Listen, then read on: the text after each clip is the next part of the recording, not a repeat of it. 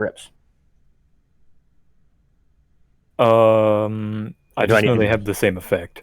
Or do I need to go look it up? Then I think it'd be probably better to look it up because Thorn is.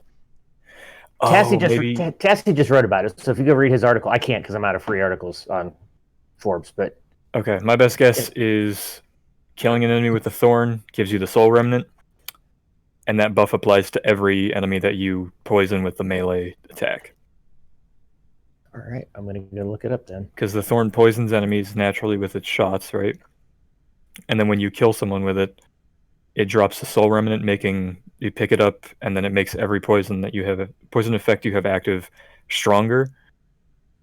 So I would assume it's probably a bug that the Necrotic Grips, because the Necrotic Grips are the same thing but just melee attacks instead.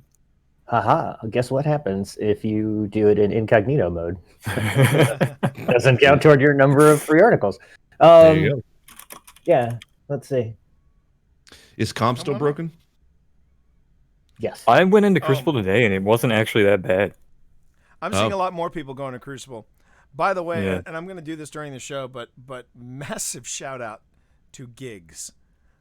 That guy, I don't know what it was about today, but when I last checked in on Gigs, he was 20 hours streaming, and he didn't look like he was flinching. And I was just sitting there going, I remember after 9 hours, Steve and I were exhausted. Yeah, but like we don't have the endurance. I'm just trying to figure out. I mean, even in my younger days, I don't think I could have done what Gigs was doing. I mean, that was just. There's the grind, and then there's that. I mean, if you're doing it for charity, I get it. And I mean, props to Gigs. I mean, massive props. That was amazeballs. The fact that he could go that hard. Oh. Yeah, so when you punch with Necrotic Grips, it's supposed to poison the enemy in front of you and then shoot out a pulse, poisoning everything near that, and then it's a chain effect. Yes. But the God. Thorn, having almost the same buff, triggers the same effect. So you don't even have to melee anybody. As long as you shoot them, it gives you the same thing as if you punch them. So you got to have the Necrotic Grips and have the Thorn running. Yeah. And let me guess, Necrotic Grips. That's a hunter thing, isn't it? No, it's a warlock thing. Oh! Yeah, but you can't. Okay, I'll explain. There's a new thing with exotics. I will explain it when we're on stream. Fantastic. Let's see. This is all I've been hearing about is this combo of the Necrotic Grip and the. It sounds pretty deadly. Yeah, because you have the grasp of the Devourer and the mark of the Devourer. Yeah, it's pretty cool. So much fun. This game, like the little nuances. Oh, amen. Like when not 1-2 punch. Liar's Handshake could one hit kill the raid bosses. Yeah. I need to finish up and get my No Time to Explain. We don't have time to explain.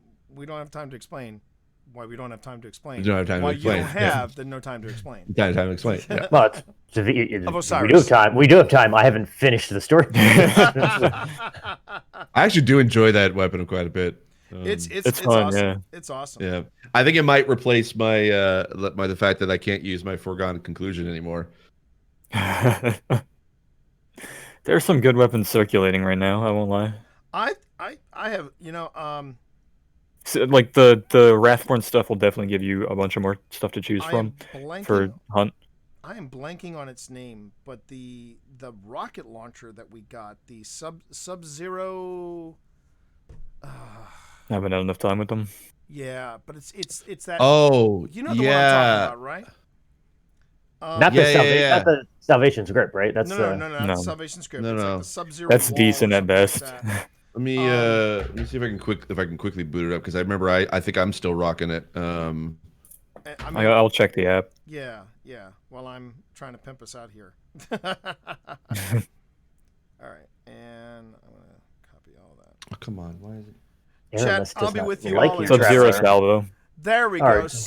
I knew there was something cold related. The Sub-Zero Salvo. That's a pretty tight little rocket launcher. I won't lie. I'm digging that one hard. Yeah. So hey Spence, how are you?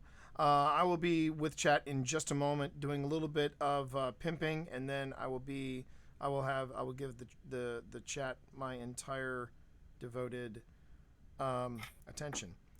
I picked up Heir Apparent from the Exotic Archives, and then they got rid of it from the Exotic Archives. Wow. They So I got did? very lucky. Wow. Yeah, Is we that gotta going to be a lucky. revolving door of exotics? No, I think they want to reuse it for next Guardian games, which is kind of not smart. We have I mean, we have to get Heir Apparent we was have to get nice. Izanagi for your mom. Heir Apparent was. Oh, Yeah, we do. Heir Apparent. I didn't play enough Guardian games to get Heir Apparent. I finally so- got my Guardian Games box.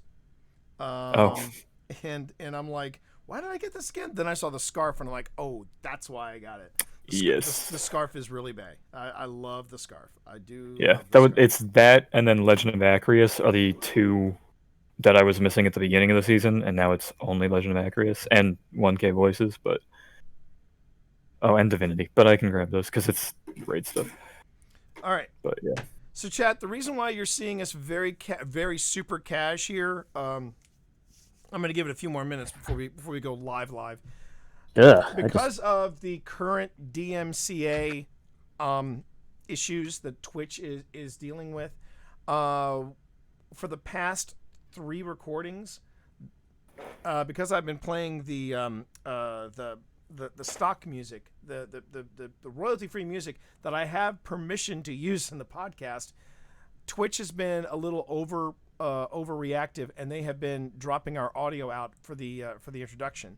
So for the past 3 shows, I've gone back to other shows, including other shows with Steve Saylor, and I've had to splice together, and hopefully you haven't noticed it, but I've spliced together a seamless introduction where all of us introduce ourselves.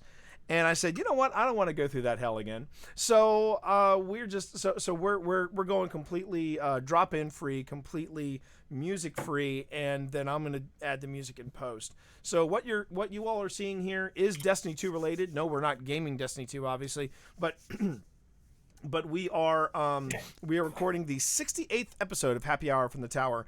This one will be called Blinded Beyond the Light, and you like that, did you? You see what I did there? And, Yep. And yeah, we're going to be doing a podcast where we're looking back on what has been a really phenomenal week in Destiny 2. And sorry, BC Avengers, I know you want to make me famous, but I'm just going to ride on the coattails of the blind guy above us, and we'll touch on some of that a little later. But thank you all. I'm going to check something out while we're doing this. Just give me a minute. All right. I'm doing my other job in the other window just for a minute because I want to see something. No problem.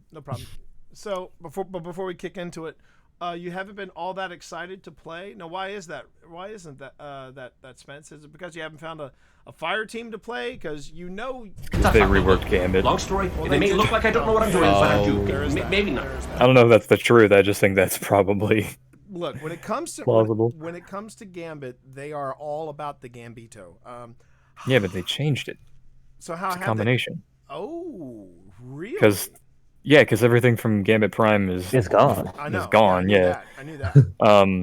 Wait. They got rid of Gambit Prime? Yeah, because it was from Season of the Drifter, Joker's Wild. Yeah. So all the armor would have been sunset, and they didn't want to remake all of it. But also, Gambit and Gambit Prime took forever. The same percentage of people who call that release Joker's Wild are the same percentage of people who call them the Elixir. I'm just saying, like a single digit. It's funny because there is a Joker's Wild collections badge, and it says Joker's Wild, and they never called it that. Nope. And I thought they were gonna keep like Gambit Prime and basically sunset the original Gambit. No, I think it was the other way around. I think they combined it. So what? Yeah, so it's 100 motes to get Primeval. 1 round. Yeah. You can drain motes by sending 2 or more blockers. So if there's 2 or more, then you lose motes over time, and the other team gets the motes that they drain. Every 25 motes, as usual, is invasion. And then it's regular Primeval rules, so just shoot to kill. Isn't that Prime, though? That sounds like Prime. It doesn't sound like there's anything from Gambit. There's no armor bonuses. Yeah. Oh, there's no armor bonuses. Regular Primeval rules, so you can just shoot. You don't have to wait for the well or kill the envoys or anything. It's a combination. It's a little bit from the original, but it's basically Gambit Prime is mostly the original actually, because the way the enemies spawn are the same as it would be naturally, instead of the 2 bosses every time in Prime. It's the moat rules of Prime, but the everything else of regular. Right. So T, you might be regretting your decision there, because that buy followers thing that you just got is 100% in Russia and 100 out of 100 on a malware score. Oh, so, man. I mean, it's a shame you didn't click on that. I missed out. I could have had like a double shot of my Dragonsky's love. I mean, that's too bad, man. That really sucks. Well, dos vrdanya to BC Avengers 201363, which is a totally legit username. All right, are we ready to roll, guys? Are we ready to do this? You can also, if you want to, send them some feedback on what they just posted, you can go to yourownseller@gmail.com, which is their email address. Perfect. Yep. Perfect. All right, here we go, guys. Episode 68. So funny. Episode 68 of That's what I do for a living. Happy Hour from the Tower. In 3, 2. Dos Vidanya! Warlocks, Hunters, Titans, and all the ships at sea. Yes, I'm going to make you famous all the way from Russia, all the way from the Cosmodrome. It is Happy Hour from the Tower. I am your host, T. Morris. And over to my upper left. I'm Nick Kelly. And to my lower left. I'm Brandon Kelly. And once again, back for more, because we thought that we couldn't get rid of him, but now he can't get rid of us because we just love this palooka so much. Guest sign on in. Hello, comrade. I'm Steve Saylor. or as Dreamy Matt Mercer likes to call him, sultry Steve Saylor. God. I was going to just go with Sailor Station 5 because, he's just collecting them at this point. So. Yeah, exactly. I'm just collecting them like trading cards at this point. So every time we have Steve to come back on the show, we always say, hey, Steve, what's happening in your life? So I think it's only fair we talk a little bit about something that has been happening across the pond, maybe not as far as the Cosmodrome, but Steve, would you like to share with the class your latest project? Which one? Yeah, that's what I thought. I'm out of here. No, I'm like actually legitimately. I'm like I have no idea what actually you're inquiring about. The one I'm talking specifically about is involves the Beeb, the BBC. Oh, that. Okay, that one. Right, yeah. That one. Yeah. Yes. No one calls it the Beeb. Excuse me. My wife is part of the Commonwealth. She does call it the Beeb. So okay. I'm part of the Commonwealth, and I don't call it the Beeb. We're in America.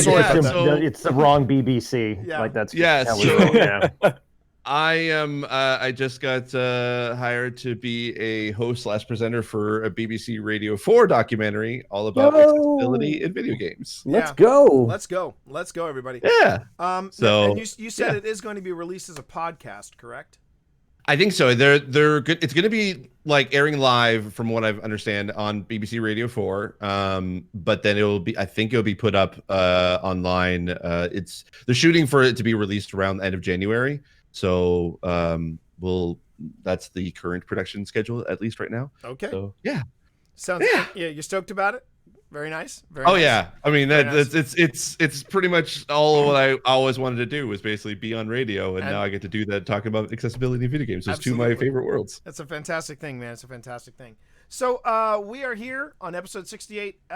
In our previous episode, we were getting hyped up for Destiny 2 Beyond Light, and now here we are. We are just finishing the first week, and actually at the time of this show going live, it will be day 1 of the brand new season content, Season of the Hunt, if I remember correctly. Is that correct? Correct. Yes, correct. Season of the Hunt.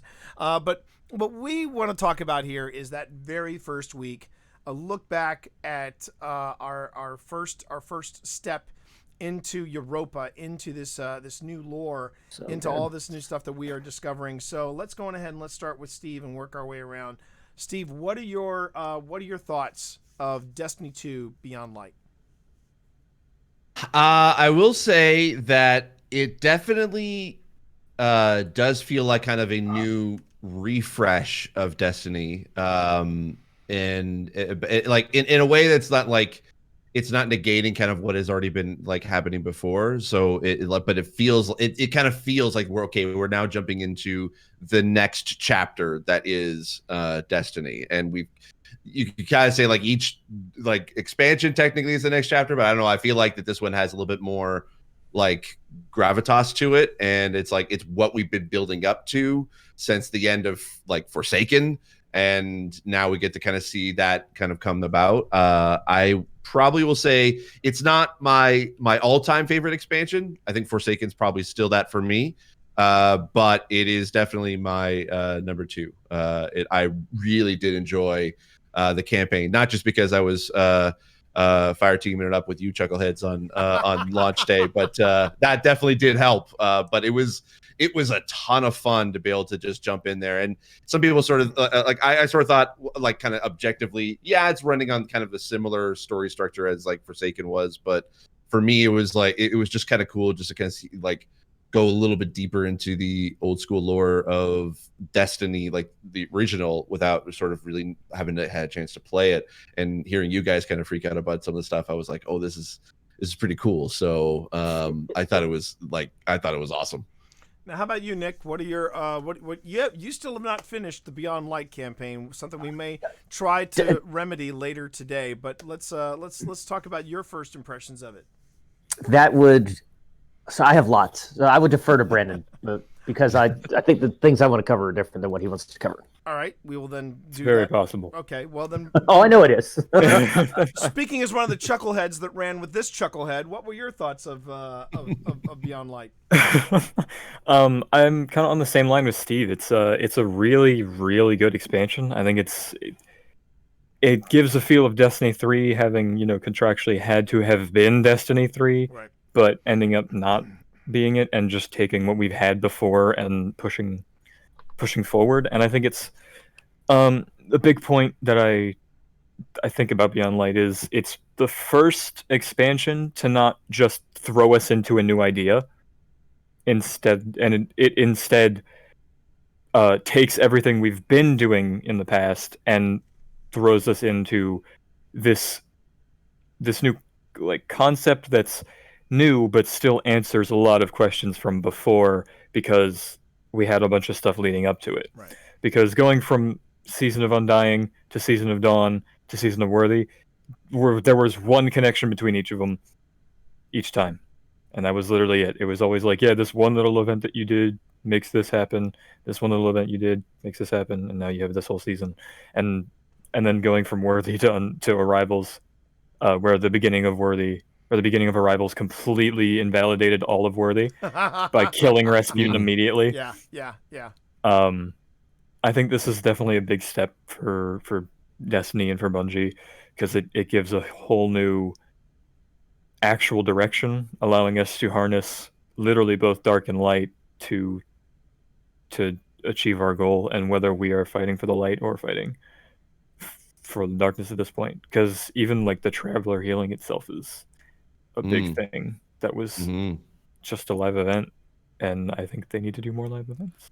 I would agree. I unfortunately missed the live event, but from what I saw of it, from the clips I saw of it, I know that was a very different kind of live event than the one they did with the Almighty.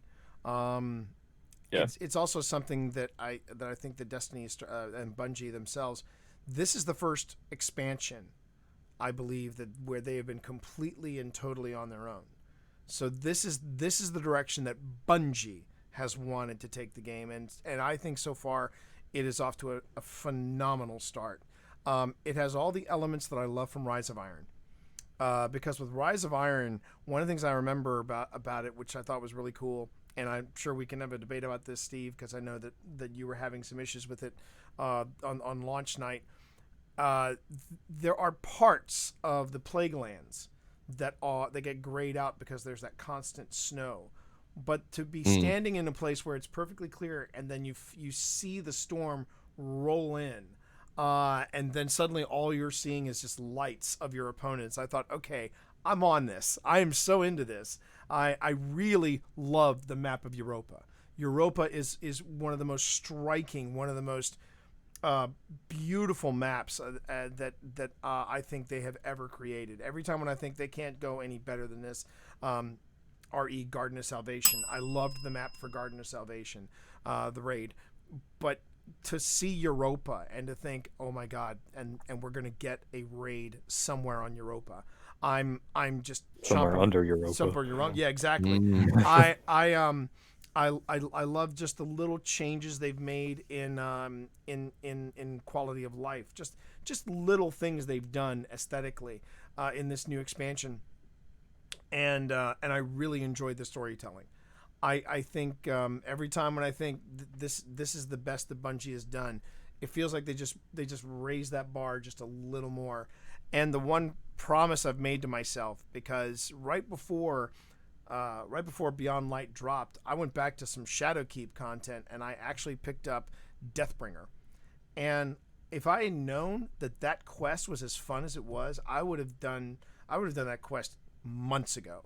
But I got so wrapped up, and that's going to be the one bit of advice I would give anybody listening to this podcast or watching the stream right now is do not. It's easy to get lost in the weekly content or the seasonal content and miss out on stuff that was already built into Beyond Light. Go on as many quests as you can. Go on many sabotages as you can. Do all that stuff, because you're going to miss out on some of the cool stuff that Bungie came out with. I never felt like the stuff that they did for Shadowkeep, like the Altars of Sorrow, some of these exotic quests, I didn't think they got enough attention. And I missed out on a lot of that. And I don't want to see that happen to any other Guardian. And so I'm making it a promise to myself, not only am I going to be focusing on the stuff that's happening in the Season of the Hunt, but I really want to focus too on the content of Beyond Light. And so far it has just been an absolute it's everything. It's a bright spot in 2020.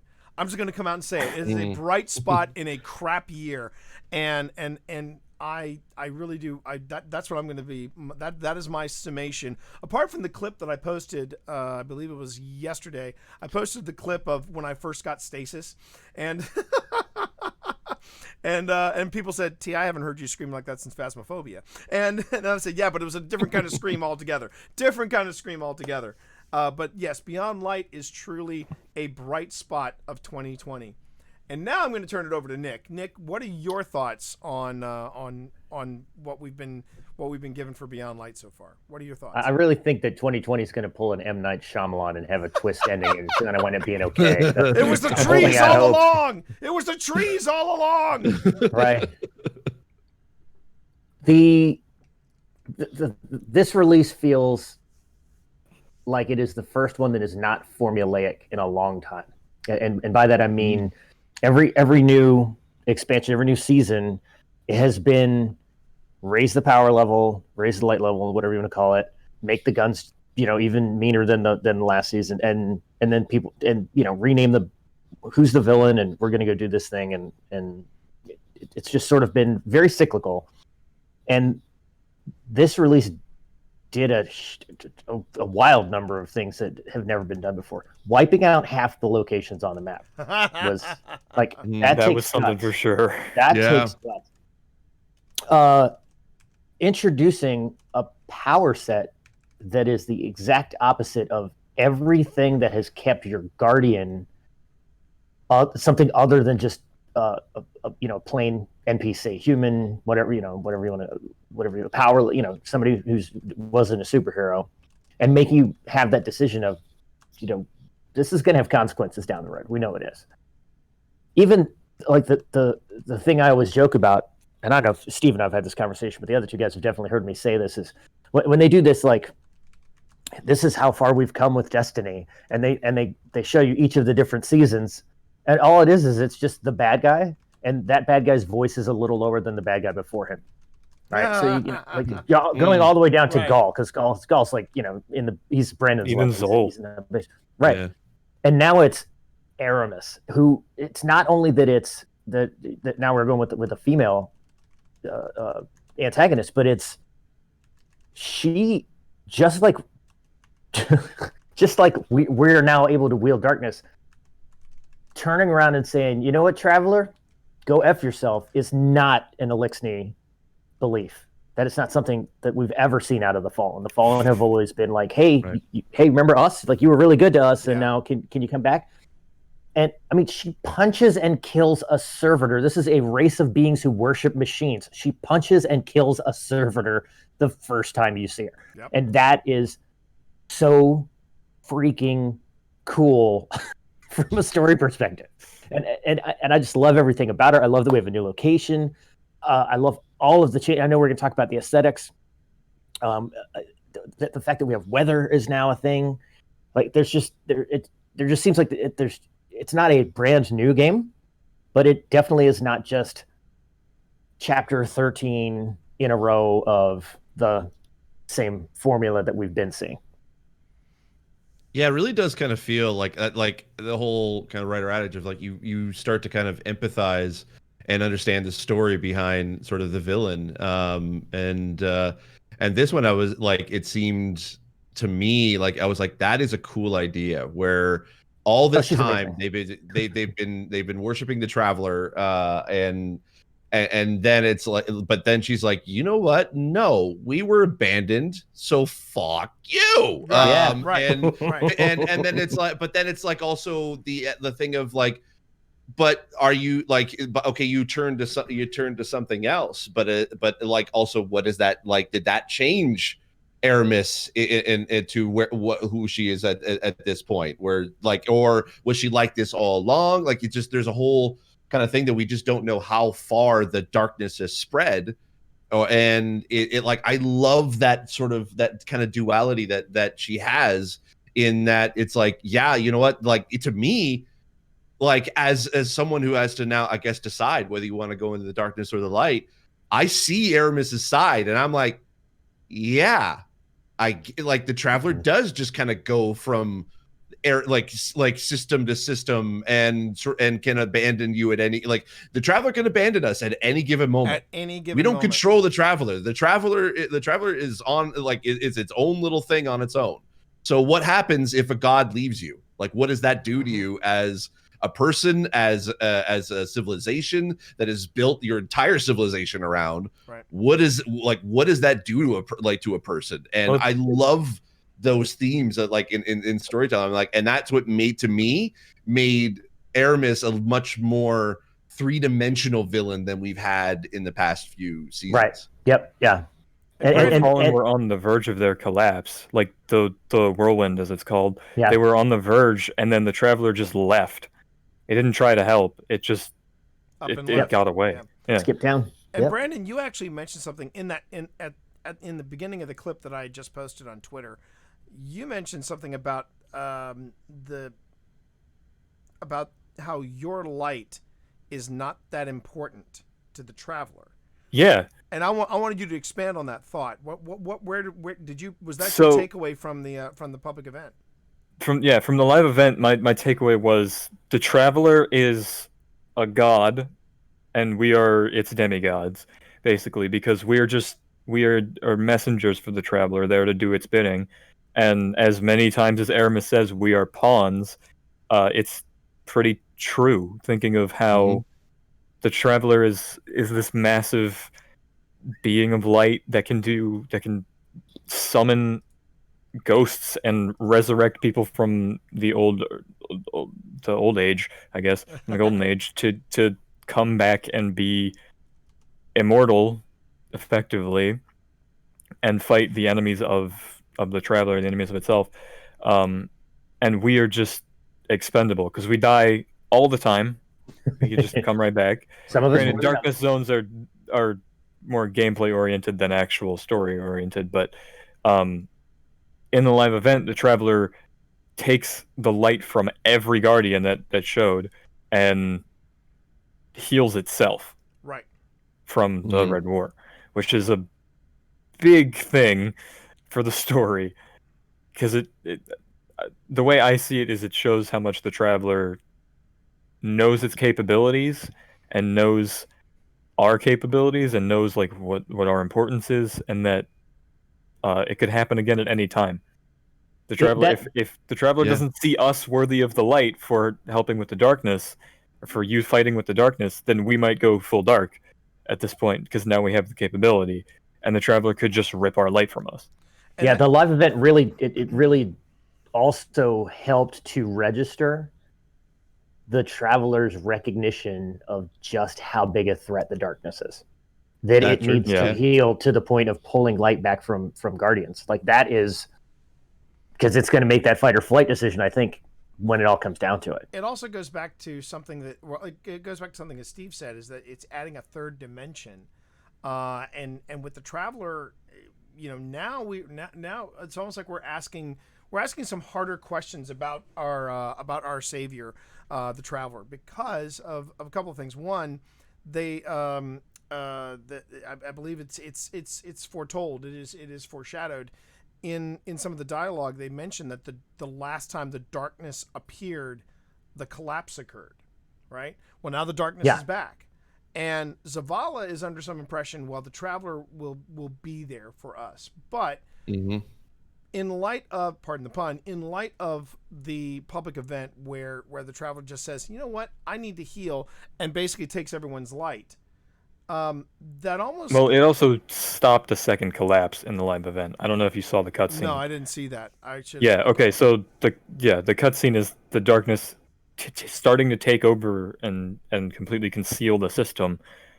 Basically, the same as the first collapse cutscene from D1, where it wipes the 4 planets with the pyramids, right? And then the Traveler lights up and pushes it back by using all of our light, healing itself, and then stopping. But again, we still have a question now, because now with the Traveler doing something like that, we then take a look at events like, say, the end of the Red War, where the Traveler awakens. But does the Traveler awaken to save us, or does the Traveler awaken because the Traveler recognizes Gaul as someone who shouldn't have this power and says, you know what, I think I'm going to do this for myself, and out of self-preservation awakens so that they can take out Gaul? I mean, there's a lot of questions, and also it comes back to something else too that has become a very popular theme in literature, and storytelling, which is, just because you're a villain doesn't mean you're. It goes back to that great saying from the original Wreck-It Ralph. Just because I am bad guy doesn't mean I am a bad guy. And when you talk to a villain never thinks they are the villain. A villain is a hero in their own perspective, just with a different agenda than yours. Correction. A well-written villain never thinks they are the villain. Exactly. Yes, that's true. A well-written villain has fantastic intentions at heart, right? And that could be what we're seeing here, because yes, we finally got a villain, but we got a villain that had been done dirty. And when you hear her story and you hear the story of the Fallen, suddenly you're like, the Traveler isn't all that. And now, I mean, there are, and I still think we're going to be finding out, and that's something I'm genuinely excited about with this, with Stasis, and I want to delve into that since we've all had a chance to play around with Stasis. I do think that the deeper we get into Stasis, and as the more we unlock and the more abilities we unlock with this new darkness super, we're going to find that we're going to have to make some tough choices in upcoming DLCs. Because I refuse to think something this powerful is just consequence free, apart from breaking the Crucible, of course. I think I think that there's a shoe that has not dropped yet, and I'm particularly excited about that. The one thing I was kind of interested in regards to Stasis is that this is the first time that we've truly ever had a power that manifests itself in a physical form. Every other basically like power or subclass we get, it's just basically it's magic. The effect is always gonna be magic. Whereas this, it's like it brings up like ice from the ground, or it freezes someone in place in a physical form. Not that magic is like it's holding it in place. It physically freezes someone, right, and you can destroy it. So it's going to be interesting. It's like if Bungie decides to add more subclasses, or even like whatever the new additional powers we're going to get with Stasis, I wonder how much more of that we're going to be able to get. And I think that's kind of even away the true kind of difference between the dark powers and the light powers, is that light is just all going to be completely magic, whereas like the dark is all physical, and I'm kind of wondering, well, what is that like gonna look like? How is that gonna expand? Like, how is that gonna affect kind of how people, like how the civilians, I guess, who are not guardians, kind of see oh, this could help, like this could protect us in a way that the light hadn't really done before. You were going to add something to that, Nick?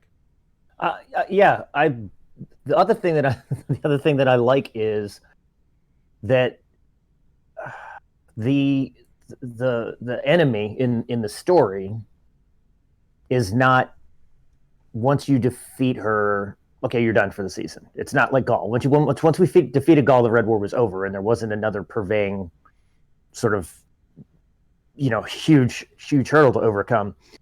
The credit that I want to give Bungie on this season is that it has taken what we are as guilty as anybody else in the community. What we have said, God, you got all these story threads and they're all over the place. You don't resolve anything. And they've taken that and they've gone, yeah, watch this. We're going to give you the darkness. Okay, so the darkness is still a thing. We're going to give you a villain who uses the darkness but is not the source of it. So you've got Aramis. Then, by the way, we're going to tie in Xivu or Arath, right? Daughter of Oryx. So that's coming. So there's something still going on there. And oh, by the way, the raid's going to have squat to do with Aramis, because that is the other thread, which is Mad Scientist Clovis Bray, right? And all the stuff that's going on there. So it's like, yeah, we can actually, it's like downloading 6 files at the same time. We can progress each of these stories and know exactly what 100% looks like, as opposed to what we've always thought historically in the past has been, you guys can't resolve anything, right? And that's something that I think, as soon as they popped up and they said Beyond Light, and then the 2021 release, right? The Witch Queen. The Witch Queen, thank you. And then 2022. Like, they're like, yeah, I guess, yeah, the Lightfall, right? So they, I think maybe, I don't know if the handcuffs are off. I don't know if they hired new talent. I don't know what it is, but that showed that they know exactly. And with the character that's showing up next week, that was another thing that we've been like, well, where's that guy been? And now, like, oh, you dirty birds! Like, for you to do that and play us all it's so well done. It's probably the best thing we could have hoped for from a narrative for that character. It's nice to be surprised. It is nice to be surprised. It really is. So let's break it down. The new class, Stasis. All 4 of us rather, have had a chance to play around with it in our respective classes, Warlock, Titan, and Hunter. So let's start with the Hunter. Brandon, what are your thoughts about the new power you have? I'm loving Stasis, I won't lie. It's super fun to play with, but I do feel that the Hunter Super is the weakest one, because the other 2 are roaming, and you get full ability to do exactly what you want with it, while Silence and Squall, the Hunter one, you throw a freezing comma, and then throw one that creates a whirlwind that you cannot control where it goes. It's its own tornado. It's cool, and it doesn't really do a lot of damage. It mostly freezes and then tries its best to shatter. But it's a slow tornado. Like, it feels that way a lot of the time. It's cool to see the effect. It's really, it's a neat thing. I just think that the other 2 got it a little better in terms of being able to control their supers and being able to control the ability that they have. Otherwise, I've been having a lot of fun with the throwing shurikens, the grenades. Each of the 3 grenades is really fun. There's no difference to jumps, but I did get the shatter something aspect where you can be in the air and then strike down with one of the commas on the ground, and it'll create a shockwave of the stasis, which doesn't freeze, but it shatters. But it's really fun. It's Stasis has been really neat to see the way they incorporate it, and really enjoyable as a hunter, because the mobility is really a big part of being able to use it effectively. So the big question would be, would there be any subclasses you'd want to go back to and not use Stasis?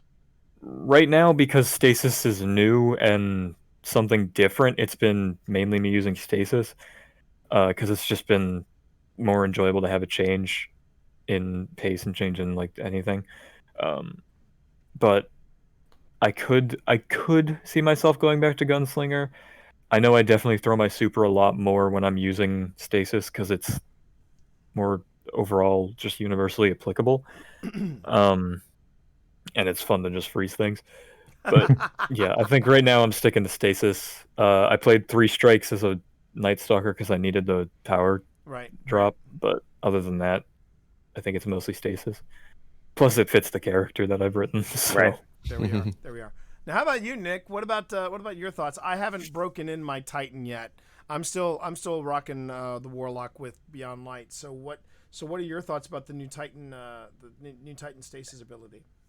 So let me say this first. I believe that we have looked at one painting and said, "Oh, that gallery is blank. Great, often okay, like whatever." Like we're just scratching the surface of what Stasis is doing. Hasn't even been a week. No, not even. Yeah. Well, but just first impressions, basically. Yeah. But I mean, because what we're going to be able to do with aspects and fragments and different subclasses, it's going to be adventure time for sure. I think the Revenant is the coolest looking. Brandon, Agreed. I think all those animations for the hunters are just super sick. The Titan is fun. I mean, as soon as you figure out the freeze and shatter mechanic, and then figure out how to aim yourself, it's a good time. I mean, punching things and having them blow up into 1,000 pieces is incredibly rewarding for the Titan mentality. But it's the only one I've played, and I haven't even done that much Stasis stuff. I think the other question you asked Brandon, the follow-up, which is, do you see yourself going back to anything? I think it's character-driven. Like, there's probably never a time that my guy's not going to be Solar Hammer dude. You know what I mean? But having the flexibility to move into some other things, because there have been runs that we've done where I'm like, hey, Shield guy's pretty fun too, So, I don't know. I think it's like you have your main and then you play some other things. I think that's probably going to be the same thing with the subclasses. I don't think we flip them in and out as much as once we get a handle for them. I don't think I'd be an all 90% Stasis guy or anything like that. I probably will. I think Nick touched on something that Spence is in your camp. Yeah, they say Spence. Always Titan smash. So they are definitely definitely part of the Fist of Havoc. But I was saying that was one thing I thought that was that was a little tough for me to get a handle on was that two-prong attack. With Shadebinder. You fire off the stasis, and then you back it up with R1, which sends out the shockwave, which shatters the enemy. As soon as I figured that out, I'm like, oh, it's a twofer. And let me pass it over to Steve. Steve, what were your thoughts with stasis? And same question: do you feel like yourself you want to go back to any of your other subclasses at this point? I think I still need a little bit more time to practice with it before I sort of consider, is this going to be sort of my main subclass?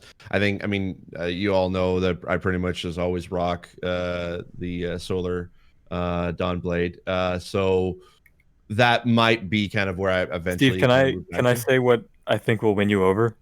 What? I think it's the grenade.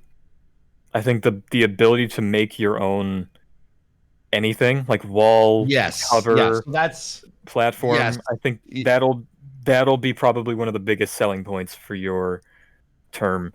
So that's kind of why I'm thinking I definitely need a little bit more practice, because it's figuring out that time, because I do think that's a really amazing, cool new twist on it, is that you can be able to create your own platform, which could mean that there could be some hidden Easter eggs of stuff that the devs have put in that we don't know about, but can be reachable if you master the. You're gonna have to do that as part of the raid. I guarantee you. Yeah. 100%. And watching the three of you figure out that particular dynamic about the grenades while you were in the lab was like, this is hilarious. It was so much fun. It was so much fun. That night, boys. That had to be one of the most fun nights I've ever had in Destiny. Was running with you two, and with Nick cheering us on, and we were just it was like day one again. It was day one all over again. It was a blast. Yep. I mean, I agree. I think that there's something to be said about being able to throw, as satisfying as it is to create my own platform or to create my own cover. I do like the ability of throwing like that one killer flash grenade and just watching bodies just go in every direction and seeing other guardians go, oh, I'm out of range. I'm not out of range. And, and just, things like that. It's just, there is something to that. And I think we still have a lot to learn about the darkness. And I think that's going to be, like Nick said, that's going to be adventure time. That's going to be the discovery phase that we all get to. Yeah, I don't think we've had enough time with Stasis yet. No, I don't. No, especially because there's so much going on after the story, where you can get the new aspects and fragments. Let alone just the fact that there are 3 new types of grenades that they put in for Stasis. The ability to have the little buffs through fragments, and then aspects where you can use completely new abilities, like the shatter one that I have. So scale of 1 to 100. Speaking of aspects and fragments, how broken is PvP right now? On that note, I think it's time we took a break. It's time we took a break, and when we come back, we can talk about some other aspects of Beyond Light, and just look at the time ahead we have right after this break.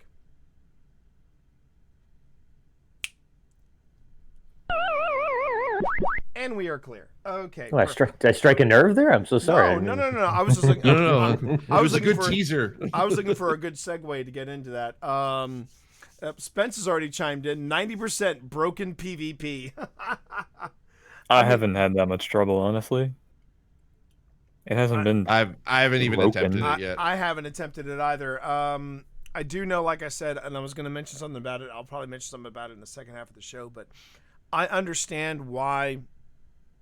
Now that we're just talking about it, I understand now why someone like Giggs would spend 20 plus hours playing Destiny 2 at this stage, because he really does want to know how every little nuance work. Because I haven't even played around with some of the new perks that are dropping. Well, you haven't earned any.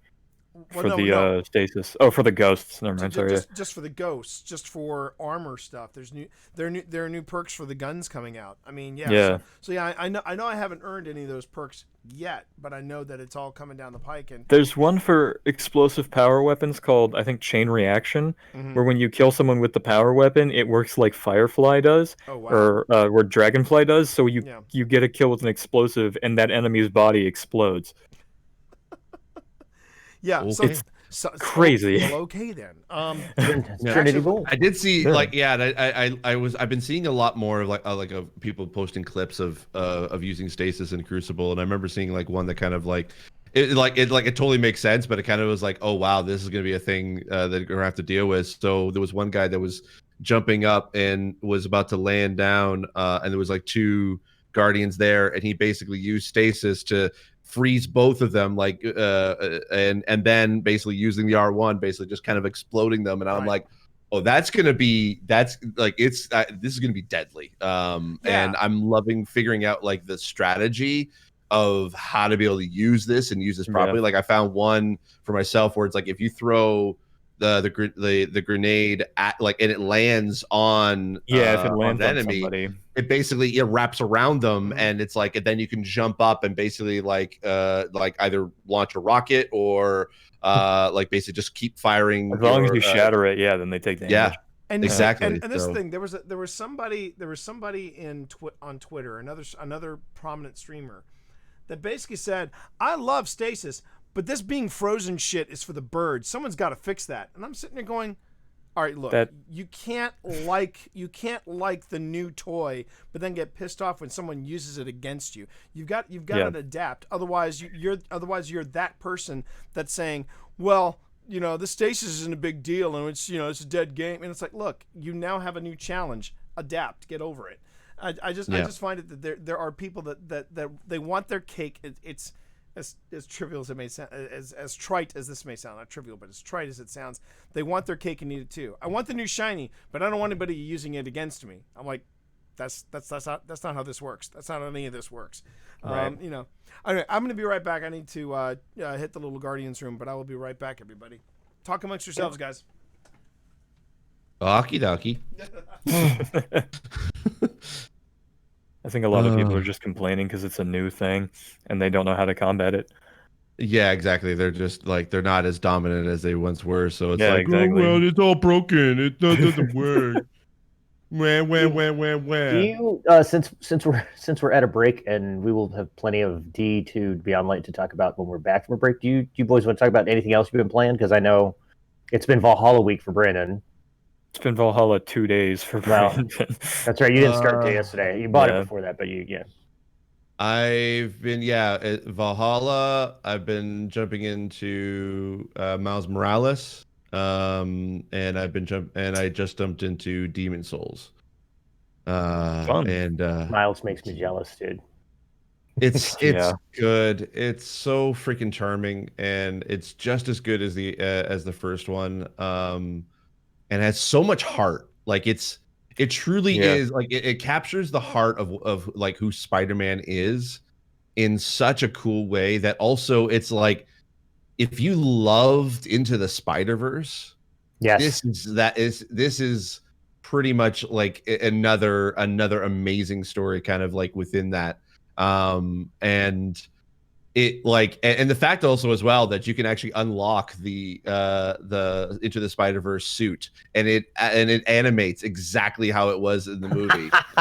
Like with the like the I think it's like the 12 FPS and everything or the 24 FPS whatever. It's like it has that kind of animation feel and it's so cool. Like I've even seen now some people actually edit clips from Miles Morales into like basically they were recreating scenes from and moments from Into the Spider-Verse, especially the one where he's jumping off the building and the What's Up Danger scene. Yeah.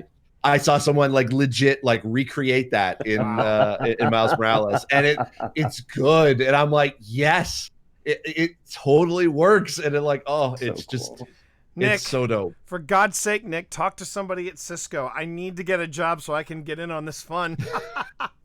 You can play it now. T, you can buy the game now. I can't buy the game now. I'm trying to ration out. I just dropped $100 that I didn't know I really had for Assassin's Creed Valhalla. I need to stretch that dollar as much as I can. You can play Miles Morales on PS4. It's available on PS4. Yeah, I know, dude. I know. I just no, and I'm giving Nick a little bit of heat, but it's not Nick. It's not Nick we're waiting on. It's Cisco. They made the invite, and then suddenly they're like, "We'll get back to you." Have you guys seen how fast Miles Morales is on the PS5? I've seen it in the clips. It's ridiculous. It's ridiculously cool. It loads like you could literally jump from, so you can fast travel. And like you could, and in the original game, when you fast travel, like you use the subways, and it used to be able to kind of hide the loading screen of it moving from one fast travel point to the other. It would they did a cool thing where you actually kind of create these little mini like vignettes of Spider-Man on the subway, and he would be interacting with the people on the subway. Oh, that's cool.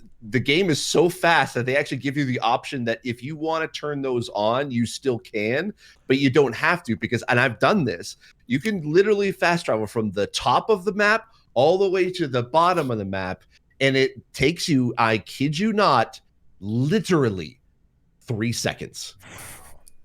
That's 3 freaking seconds. I counted it every single time. It's taken 3 seconds. Like as soon as you hit go on the fast travel, it goes black. Then it literally 3 seconds later, it jumps up with Miles running off this out of the subway. That's great. It's so fast, dude. It's so good. Anyway, I'm sorry. Yeah. No. It's totally justified. Totally justified. But chat, thank you very much for joining us. You know what, Spence, I'm actually going to open second half with your comment. That's a good comment. Might be something worth of a discussion. But anybody that you see on the screen right now would be happy to help you finish Forsaken. Oh yeah. Everybody on the screen right now. Everybody on the screen. Absolutely. Chance to go back and do that again. I have been really enjoying the finisher party silencing shot? Yeah, the silencing shot. I really been enjoying that. Been really enjoying that, chat. And there's good reason that it's that and the Ace of Spades firing sound on the finisher. Yep. There is. Something I think we're going to be talking about, which would like to be related to Spence's comment, but yeah, let's do it. But yeah, we'll definitely be doing that. I do want to know what weapons everybody is using. If there's anything that's new that is, hang on, I need to pull so up good the app. that. But chat, for those of you who are just joining us, you are watching. It is Destiny 2, but it's not the Destiny 2 you think it is. This is Happy Hour from the Tower. Stop yawning, Brandon. I can't. You're not helping. I'm the same way too. Hey, both of these guys have had some rough weeks, so let's just let it roll. But you are watching the recording of episode 68 of Happy Hour from the Tower, found at happyhourfromthetower.com. And we are a podcast. Usually it's a fire team of 3, but it seemed only appropriate that we brought this guy, Steve the Blind Gamer Saylor, because Steve came in and talked a little bit about dungeons. The original thing was we were going to be talking about dungeons from a accessibility perspective, and then end that same episode about doing a Beyond Light hype podcast. We wound up talking about accessibility in dungeons, and then we got into the pressures of the gaming industry in creating content. Then we said, well, Steve, come back and we'll talk about Beyond Light. So we got hyped up for Beyond Light. Then Beyond Light dropped this week. The 3 of us ran it, Steve, Brandon, and myself. And I said, so I guess we're going to be on, this weekend to talk about Beyond Light. Hey, Steve, did you? Yes. And it's like, okay, well then I guess he's coming back for another show. Yeah, pretty much. And but usually it's the 3 of us. It's me, Brandon, and Nick. We started this podcast. My God, 3 years ago. It's crazy. 3 years ago. 3 years ago, chat. We started this podcast, and it's basically the 3 of us talking about Destiny, just being the fans of Destiny as we are. And since we're going to be talking about the weapons that we're rocking, I'm pulling up the companion right now so that I can be ready to talk about this. Content is out of date. Yes, I know that. PvP and we'll address the PvP issue. We'll talk about the weapons. We'll talk about all that good stuff. Let's see. Oh wow! I should get my hand sanitizer. Look at this. Oh, the Baby Yoda hand sanitizer. Let's go. Yeah, nice. Look at that. All right. Okay. The child. All right. So are we ready to begin the second half of the show? If we are. Yeah. All right. Yeah. Let's go. Okay. So. Done deal. Let me just done and dusted. Let me guess. All right. So. To quote Devon. Yep. Okay. So. I went up to him and kept hearing a different voice from him, and I was like, "What?" All right. So here we go. Second half of episode 68 of Happy Hour. Of Happy Hour. Thank you. Happy Hour from the Tower. In 3, 2. And we are back with the second half of Happy Hour from the Tower. I'm T. I'm Nick. I'm Brandon. And I'm Steve. There we go. Yes, you are. And we are talking about, obviously, Beyond Light. It just dropped. We're about to head into the first week of Season of the Hunt. Soft. Sorry? Soft. Soft. I like that, yeah. But before we jump into it, I did want to say we did get a season if you should have let them kill Osiris. Oh, sorry. Spoiler! Okay. It's not a spoiler. It's just Spoiler that Yeah. Osiris is involved? That's just he's chilling in the tower, by the way. That's- He's just in the bazaar. where. So he's in the bazaar. Okay, I gotta go Yeah, back and he's look. you walk Oh. down towards Lycora and take an Right. immediate left. He's in a little balcony area. Just chilling. Small with, little just balcony. chilling with He's a got his Minotaur. little cubes. There you go. He's got his little time cubes. Oh. Oh, there you go. Okay. All right, that's cool. Did not know Good to that. We'll have to go looking. You can't talk to him. He's just there. Right. Oh, okay. Anyway, so let's. But we can do the selfie emote and get a selfie with him. That'll be kind of cool. We can. Can you kick him in the pantaloons? Yeah. Hey, now wait a minute. Now come on. Now that's Oded Ferrer. You show some respect, young man. All right. First off, Resonant Moon in chat. And by the way, if you do want to interact with us while we're doing the recording, by all means, make sure to swing by https because it is secure. Twitch.tv/TheTMonster. And you can go on ahead and become part of the show as well. And Resonant Moon says, I wanted to know what was going on, and you mentioned that Beyond Light brings together a whole bunch of story threads. I need to finish Forsaken before I even started Beyond Light. It's one of the reasons why Spence said earlier they are having a tough time getting into the oeuvre of Beyond Light. But that brings up a pretty good question. For people who have not played Destiny 2 before this, the big question is there too much to get caught up on, or is it okay just to jump in with the assumption this is a brand new game? You know what I mean? Now I want to start with Brandon on that first. I mean, is there too much to get caught up on? What do you think?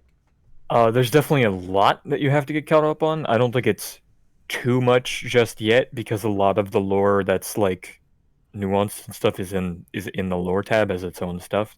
So if you want to learn about something specifically, you can just look it up. I think since I did go and play the new Light Quest, I think it is way better to start now than it was last year. Really? Yes, even like with all the planets gone, like yeah, it sucks that you'll miss out on all that. But in Beyond Light, the new quest is, instead of just the one mission and then throwing you out there, it's actually like a whole quest line with Shahan and his lost Fireteam to take down Navoda, the new Omnigul, basically, in the Cosmodrome. And then it teaches you more and more concepts as you do it by making you do the devoted strike, and then putting you on Nessus and teaching you how that patrol zone works and giving you all that stuff. It's a really, really well done, actually rounded out introduction, instead of just getting you to redo the first mission from last year and then throwing you out into the system. But to do that, you have to create a brand new character, because I tried you have to go to the console next to the postmaster and you can pick up the quest from there. I think for new players, that is a really good way to start.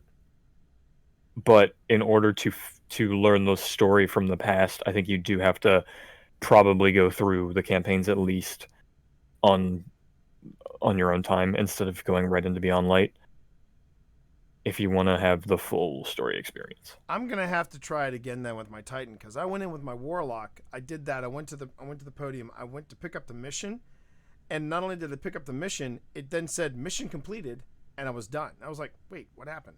And I didn't even get the quest. So I'm sure I must have done something.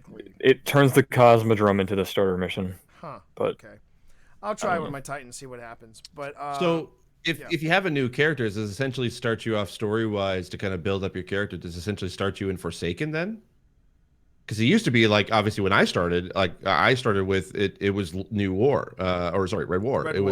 But that's not there anymore. Shadowkeep made it the D1 starter mission, like just the first mission from D1. Okay. Make you run through the wall in the Cosmodrome, pick up 2 weapons, kill a fallen boss, and then leave. Yes. Yeah. And then you just be out in the system. In Beyond Light, the new thing, you do the first mission, but instead of getting to a ship at the end of the mission, you run into Shahan, and he starts taking you through basically the basics of Destiny and teaching you what you can do in the Cosmodrome, while also accelerating a storyline of, my Fireteam was killed by this wizard, we need to do something, I'm going to go kill her myself, I can't lose any more of the Fireteams. And then you rescue him, and a bunch of stuff. Like it's this whole new quest line that we haven't seen before, that's actually really well rounded and actually just teaches you the different mechanics of Destiny in the Cosmodrome storyline. And I don't think you can go anywhere other than the Cosmodrome and the Traveler until you finish. So it gets you all of what you need. Like it gets you all the subclass, like all the subclass abilities for. I think so. I don't know those specifics, because I already had everything. It doesn't reset your character. Okay. Yeah, the difference. That was one thing I was curious about, because I know that's like, because the question, of like, do you need to play through the rest? And I'm like, yeah, there's definitely elements from each, of Forsaken and Shadowkeep that would definitely help explain a lot of what's happening in Beyond Light. I know that there's stuff that I had missed, but most of that stuff has been from D1. But there's definitely elements from those 2 expansions specifically that are in this one that it kind of adds a little extra element, especially if we're going into the new season.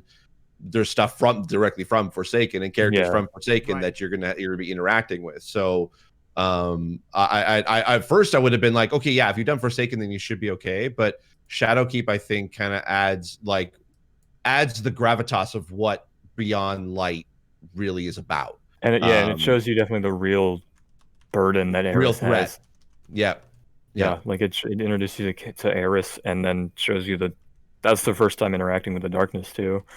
Yep. So I think you're right. I think the biggest difference between New Light and your experience was that New Light, Steve, if memory serves, didn't really exist. You just jumped into D2. No, with Red D2 was the beginning of and it. I was not only your Sherpa for that, but I was also your lore Sherpa, going, okay, this is Zavala. Zavala is this, and I was explaining it as we went. Meanwhile, we're running through the tower, going, oh yeah, the woman who just did that badass move with the the Red Legion ship. Yeah, that's your Vanguard. Oh, that's so cool, and so on and so forth. Yeah. As you can figure with Steve. Now, what about you, Nick? Though the original question being, do you think there's a lot to get caught up with if you're just jumping into Beyond Light, or do you think you can just, if you approached Beyond Light as sort of the new ground zero, square one, and moved forward, do you think that's a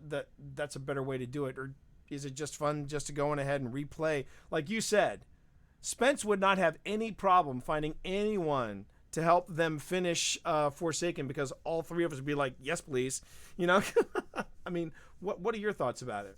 Yeah, so the example that I always use is it's Varix, where you and Brandon and I, everybody has a Varix. It's like a walk-in, right? And so when we see him, we're like, oh, where is that asshole been? Whereas when Steve saw him the first time, he's like, this guy's kind of weird. Like, he's got some, things that are unique about his character. Well, yeah, but it not like, this Joker from Prison of Elders. And so but that is repeatable across the board, right? So like you were talking about, this character pops in and does, this wonderful thing that helps you against the Cabal. Like I always think about the Commanda. The Commander comes in with the ship and just wipes the whole hangar out of people, and you're like, yo, that's but same thing when you're talking about, like, who's the human guy who's on Europa, and why is he with this the chick who's crying, black tears and who's this mechanical girl who just showed up, who seems to know who the Guardians are? Like, getting like the backstory on why do I care about why, not even care. Why is the Drifter interesting, right? What is it that Eris has gone through to be this fascinated? And we got some of it by playing last season, where you get the scene between her and Zavala, and to go back to my other point again, where Savathun's watching, she's planning something. Like, it's another one of those narratives that we know is coming.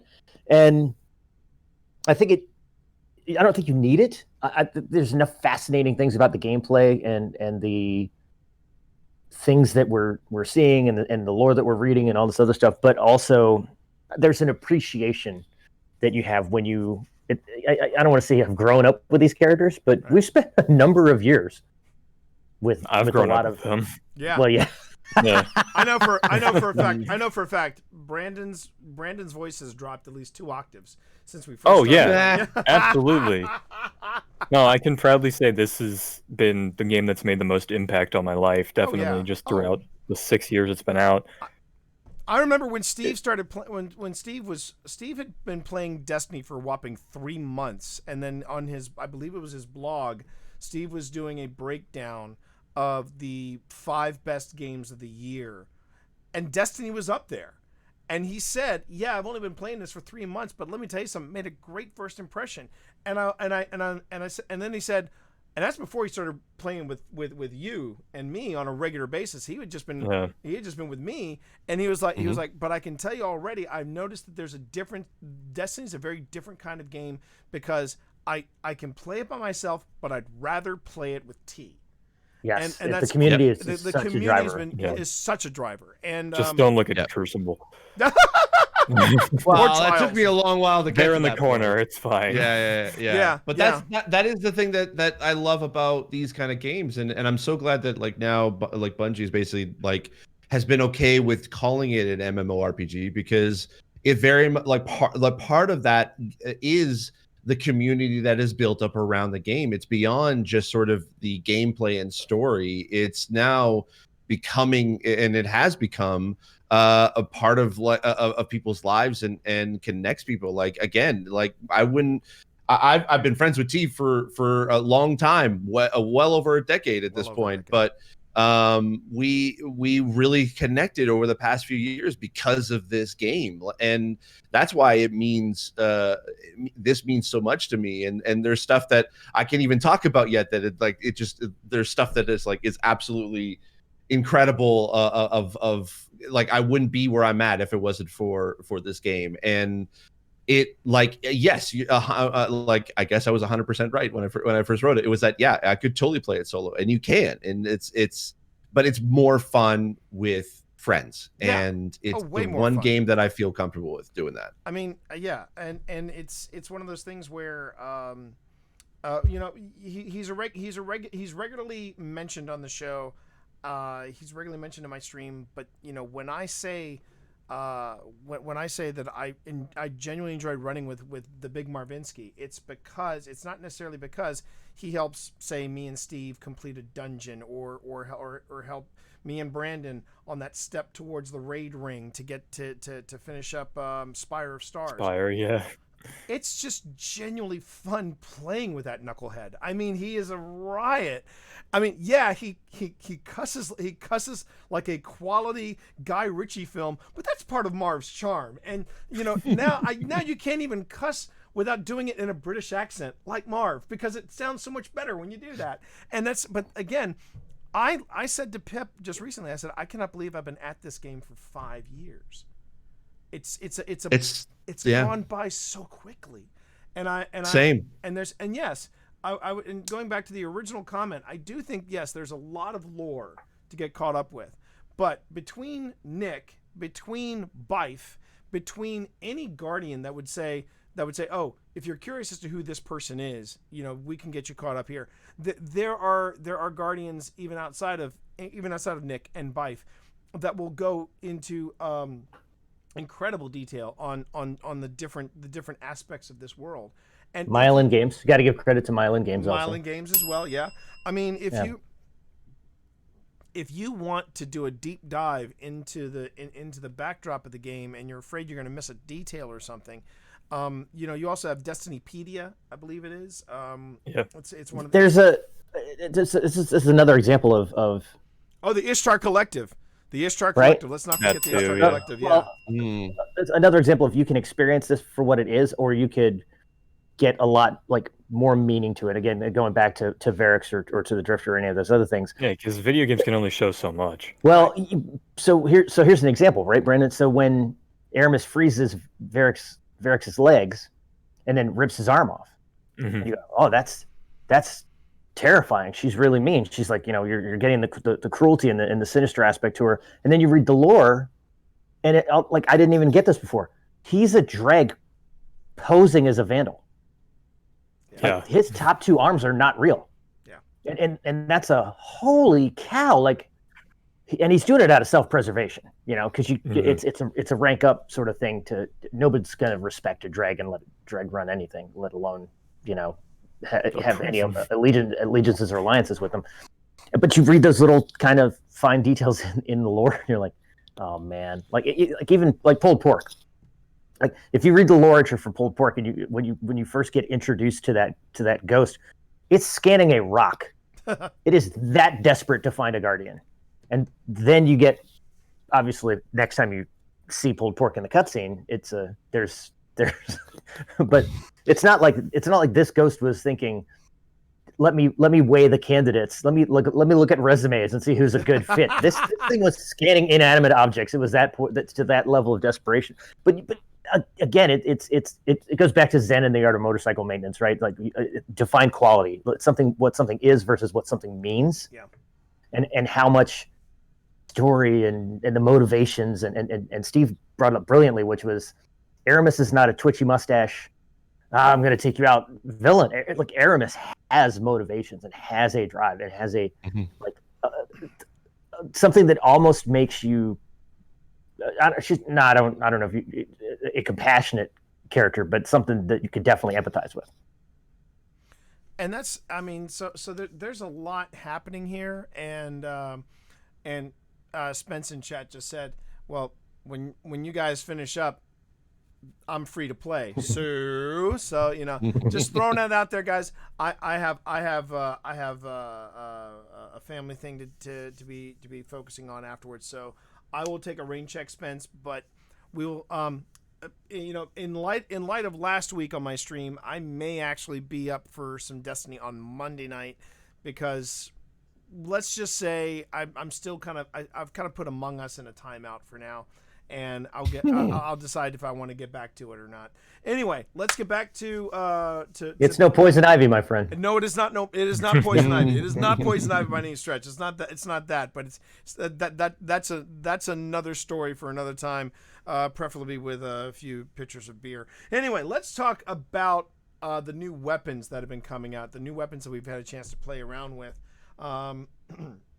because they have debuted a few new little gems, in my opinion. I know people are raving about the new No Time to Explain 2.0, complete with its own time warp and buddy, as opposed to an arc buddy. You got your time warp buddy when you I believe it's 10 precision hits, and then there's a little rift that opens up in the space-time continuum, and literally you've got your gun shooting from both present and either past or future, who knows. And that's a nice little twist. But something that I think people need to start talking about is the duality. Let's talk about the duality. I personally think it is a riot. I love this gun for some strange reason. Brandon, what are your thoughts on it? I've been enjoying the duality. I took it into Crucible this morning. It was decent. Mm-hmm. I'm not the best with shotguns in Crucible, so it could have just been my fault. I think the perk is awesome. I think it's a really cool idea, and I think it's something that a shotgun needed for a long time now. So the perk that he's talking about is called Compression Chamber. It fires a pellet spread if you're in hip fire, but if you're aiming down sights, it becomes a high damage slug, which is a nice perk. It's super cool. I think the range is too short. That's my only thing, which the catalyst might fix. I don't know. I think it's a fun, really just enjoyable exotic, and those are my favorite. The kind that you can just take out into a mission and just enjoy. Mm-hmm. But I don't think it's going to be winning any like raid awards because it's a season pass exotic. Right. How about you, Steve? Are you finding any gems of the new drops that you're going back to? So what I've been kind of running lately is the No Time to Explain, and Bone Chiller and Sub-Zero Salvo is kind of like my those are the kind of ones I'm currently rocking. I've not given up on the Trinity Ghoul. The Trinity Ghoul will always. I knew he was going to bring that up. I knew he was going to bring it up. I think this one though. I think this particular layout or a loadout will probably be my my Crucible loadout. Because I've been running the Foregone Conclusion auto rifle as my kind of main gun in Crucible, just because I preferred that essentially all I had to do was just really basically hold down on the trigger and it will just fire, and as long as then I can concentrate on my aiming to be able to make it work, and it worked great. But then once they kind of switched up how Crucible has been playing, where it's more connection based instead of skill based. It I've noticed that I'm not able to get the kills that I normally, like the amount of kills I normally would get. And so I've been on the search for a new at least high powered kind of like rifle, not necessarily like an auto rifle per se, but at least something that had at least a decent impact. And I felt comfortable with and was able to fire at a pretty fast rate. So right now, No Time to Explain seems to be that for me. I haven't tested out on Crucible as of yet, but I'm probably going to jump in at some point, maybe this week. But I've been kind of and because it's an exotic, I can't rock the Trinity Ghoul along with it. So I basically just switched out to Bone Chiller for my for that is a shotgun. And that one I like that kind of the 1-2 combo of that. It's like, okay, if I need to do anything ranged, I can still be able to hit with a no time to explain. But then if I'm in a like area where there's people around me, I'm starting to get better at sort of the hip fire of the shotgun. I'm not at a point where I probably would be able to be competitive with it, but it's getting like, because I normally will always aim down sights because it makes it a little bit like it zooms in and it makes it a little bit easier for me to be able to see.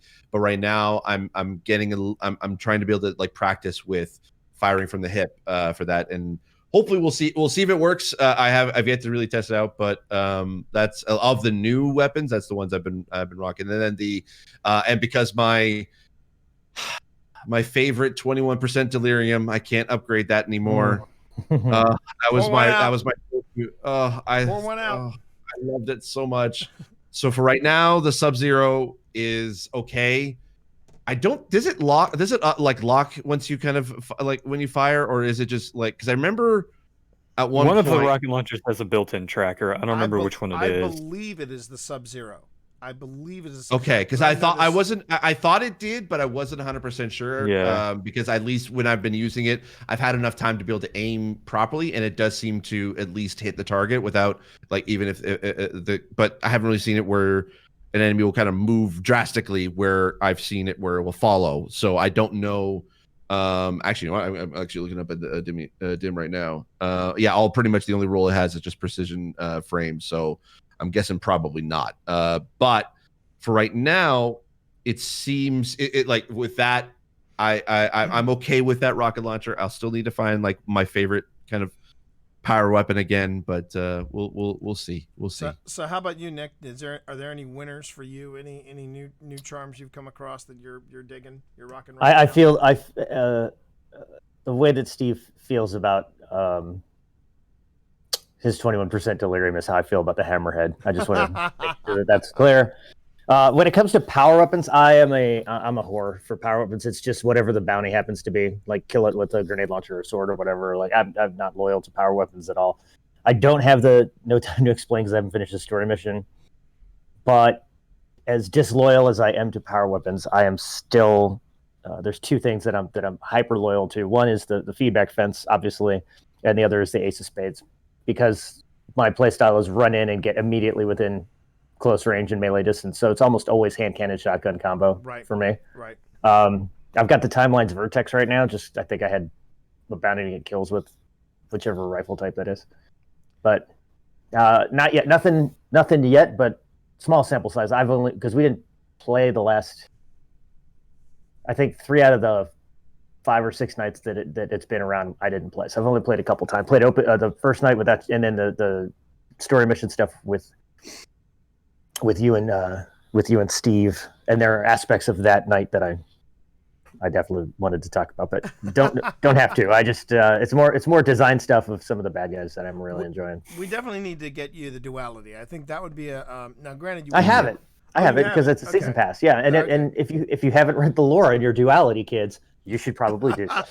I will say, I'll second that. I haven't gone back to it yet, but the duality is a pretty good shotgun for sure. So Brandon, have you picked up either Adored or the and I'm blanking on its name, but the new Stasis grenade launcher? Because I know Marv. Salvation's Grip I've gotten because the quest was hilarious. You guys are gonna love it. I've heard it's fun. Yeah, the gun itself is okay. It's just a little disappointing because I guess it feels the freezing thing isn't really top tier. It's not really super, like, it's not too fun, I guess. It's just kind of like tedious when you shoot because you have to charge it up. It shows you where the projectile lands, which is really nice. That is nice. But other than that, it's just kind of tedious to freeze things like that and then switch to a different weapon and have to shoot through your own crystals to get through to kill the thing that you froze. Right. Is this the quest that Marv was complaining about, where you hear your ghost basically talking in a Western accent? Yeah. Okay. It's so funny. Oh, Nolan North, you scamp. Yeah. You're gonna love it. I bet. Yes. But the Adored I have yet to pick up. I do not want to grind Crucible with a sniper rifle because I'm just not in the mood to do that. Especially with the way that Crucible's been reworked for now. I need to get Because in order to get fragments, you have to do quests from the stranger, and you get to pick which way you do it through Right. Crucible, Gambit, or Strikes. And I picked Strikes and Gambit, and the objectives are super weird. Like they're really nuanced. They're really like out of the way things. But I'm a like the super hunter. weird ones. I do like the super weird Yeah, ones. I do too. But it's like kill blockers with grenades and grenade launchers, and you gotta get 15 of that. Kill frozen enemies, I think 40, and then 45 stasis super final blows. But Gambit matches are 1 round.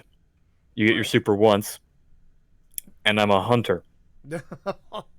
And Silence and Squall takes forever to kill. Ooh, that's So by that time, people start shattering my frozen Right, enemies, right. and I don't get credit Right. for the kill. Slurp I'm getting hurts. like 3 stasis super final blows per Gambit match, Right. and it's super annoying. Because I got 1 fragment, which was killing slowed or frozen enemies. Gives me class ability energy because I just dodge a lot, and they nerfed the dodge for some reason.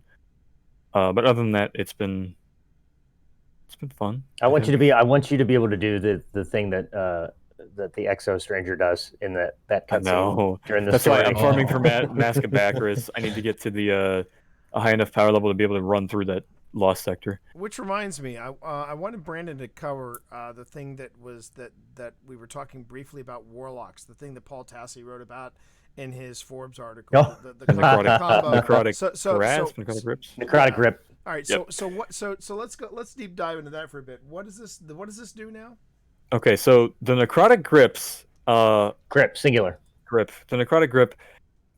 When you melee an enemy, they're a warlock exotic arms, and when you melee an enemy, it poisons them, and they shoot out a little shockwave that poisons anything in that area, and so on. It's a chain reaction that goes until it doesn't do anything else. It's the same effect as the thorn. So you have is it Grasp of the Devourer or Grip of the Devourer buff for Grasp. that? Yep. Grasp of the Devourer for the necrotic grips, and the Mark of the Devourer for the thorn. And when you shoot the thorn, there's currently a bug that gives the necrotic grip effect on the bullets of the thorn. So you shoot an enemy with the thorn, and they shoot out their little shockwave that's supposed to only be for melee attacks, and it kind of just keeps going. So You don't this have the danger of being in melee range because you Yeah. can still, it's But the same effect. right. Yeah, so it's the same benefit with way reduced risk. Yeah. Yeah. But meanwhile, there's the new way to obtain the Beyond Light exotics, because they're not just dropping from engrams. So this was not intentional. This is not a feature. This is a bug. We don't know, because usually by now Bungie would have disabled the exotic, Fair enough. which they've done with Witherhoard right now, Witherhoard, because there's an exploit. Witherhoard's currently. And they're they like- did for Reju's harness the day I got it in Worthy, and I couldn't use it for half the season, and it was still like a B tier exotic. Yeah. So then there's every exotic engram is dropping the same loot it has for the past few seasons, where it's like it's new stuff until you don't have anything new to acquire, and then it just keeps giving you old exotics that you've gotten, except none of the Beyond Light Year 4 exotics are in exotic engrams right now. So in order to get the exotics, at least the armor, you have to go to the new Master and Legend Lost sectors and complete them solo, Whoosh. Oh, man. which are 1250 and 1280 respectively. Yeah, I was struggling. I would in the the quest for the exotic grenade launcher. I was struggling through I had to get the codes. I had to get the codes at the very end. Yeah. Whew, I was struggling through that lost sector, which actually feels pretty good. I gotta admit, it feels. I know. Yeah, good. it's really nice getting into a new season being Yeah. actually outgunned by something. It's rough, but I was just like, okay, I'm gonna get through this. I'm gonna fucking get through this, and Yeah. and it was worth it. But yeah, it was complete change. Panic in chat. I just saw this pop up. They were recommending a show with Nick Frost. Can't remember the name of it. Truth Seekers. I do. Truth Truth Seekers. Seekers on Amazon Prime. It's basically Shaun of the Dead meets the X-Files, and it is so damn worth it. If you're not watching it, it's it's very nuanced, and Nick is absolutely right. Malcolm McDowell steals the show. I thought you meant ISIS. No. Like, But that anyway. So I just want so going back to what we were saying earlier. Yeah, there's a lot of new weapons, a lot of new stuff that's coming down the pike. I'm really anxious to get into that. We need to start wrapping up, and so I wanted to go on ahead and let's start from Brandon, work our way around to our special guest. Brandon, what are you currently looking forward to in this new week coming up with the season of the hunt? I'm looking forward to the return of characters. Definitely the refresh of the weekly, so I can get a different fragment set and different quests, so I can customize even more. Seeing about getting new aspects as well for Stasis, and really just seeing what they have in store, because I think Bungie's storytelling is probably at a pretty high point right now. I would agree. I would totally. I think they're definitely on the right track. Yep. Nick, what about you? What are you looking forward to besides finishing Beyond Light? I think we as players have had our shut the front door moment with what we saw and who we know is coming back, and I want to see the characters' reaction. So, when you say who's coming back, do you mean Aldrin Sov or the Crow? See what I did there? Well, since they're the same. We went out of our way the entire time to make sure we didn't say his name. You're an asshole. I was to say, do we need to do any spoiler warning? I'll bleep it out. That doesn't help the people in the stream. It's fine. It's fine. Like, Marv wouldn't have spoiled that beforehand. Come on. But it was a spoiler because I said Osiris 25 minutes ago. Okay, that's fine. And Marv just said it's on the Vidoc, boys. Not a surprise. Yeah, but not everybody watched the Vidoc. Steve didn't watch the Vidoc. He didn't know who Crow was until last week. I did. And I didn't even catch it. Just like when he first played with the Trinity Ghoul, Steve's reaction was so darling. Let's just be hilarious. It was so darling. Yeah. I love it. This is why we love running with Steve. Steve, I definitely all caps Brandon and went shut the F up. Like, he was like, "Oh, you finally you got to the 10-minute mark." Yeah. I'm like, "Yeah, I did." Okay, so Steve, how about you? What are you looking forward to in this new week? Because this is going to drop on Tuesday. So yeah. I actually am probably more excited to be able to jump into this season than I did previous seasons, because previous seasons was like, okay, cool, but it felt more like it was it was a grind more than it was just like of enjoying any of the content. But like, it seems that they're packing a little bit more story into this season than before, and I'm interested to see kind of where that comes out. I hope that there's not like this one thing that is going to be a massive grind like there was with the Seraph Towers, because those can just burn in hell. Oh yeah. I think the Wrathborn ones will be better. Yeah, I think so. I do think I'd like to think that Bungie learned a lesson from the whole thing with the Seraph Towers, and I'm just going to. Well, there's supposed to be more Lord of Wrathborn too, instead of just being like, oh, we need another satellite in orbit. Yeah. So I've just been really excited to read the lore and the duality. Damn it! One of the things that was my next thing. The next thing I'm looking forward to, because one of the things we really didn't get to touch on, but I wanted to again give mad props to Bungie for. I love the new interface for the lore. I love the new interface for the lore. It's just beautiful to look at. I'm anxious to spend some quality time, not just with that lore, but there's also some lore that was covered on Bungie.net, where they even have like a little mini novella that Obi Orion was just raving about, and I would very much like to get caught up on some of that lore, as well as just discover what's coming next. We get cutscenes and stuff next week. That's right, we do. But I will also say that, again, I want to emphasize what the mistake I made with Shadowkeep, and I do not want to make that mistake again with Beyond Light. Don't lose track of the stuff that's in Beyond Light when the new season when the season of the hunt starts, because they've really packed in a lot in Beyond Light, and I've liked a lot of the stuff that they've shown us, some of the side quests, some of the extra challenges.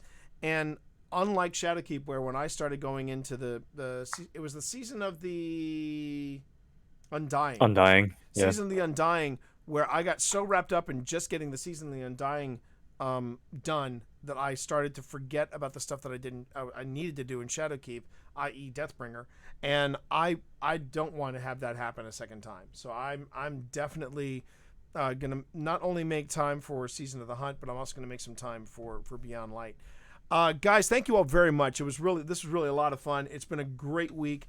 It's great to see Beyond Light. It was worth the delays. It was worth the wait. And we're just forging on ahead. But we'd like to hear what you think about it.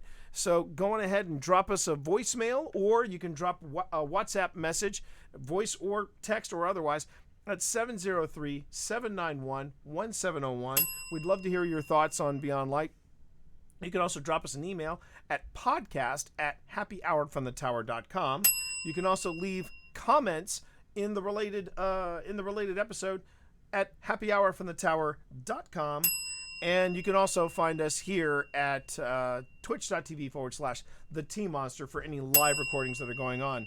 So remember, folks, Happy Hour from the Tower is protected by a non-commercial, no-derivative, share-alike United States 3.0 license, and you can find out more about that license at creativecommons.org. So on behalf of Nick, on behalf of Brandon, on behalf of special guest, the sultry Steve Saylor. Eyes up, Guardian. Time to give up the ghost. The first round's on us. And we're clear. Thanks, guys. That was a good one. That's a good one. That's a good one. Yeah. Are we still live, or are we? We're still running. We're still running. I have a writing goal that I'm gonna go try to hit after I eat, and then I'll be on Destiny later. All right. So Spence, watch out for Rev 3 dude and either one of these knuckleheads. I've got to help my wife make a pizza, and then we are going to introduce. Is that what you call it nowadays? Yeah. Giggity.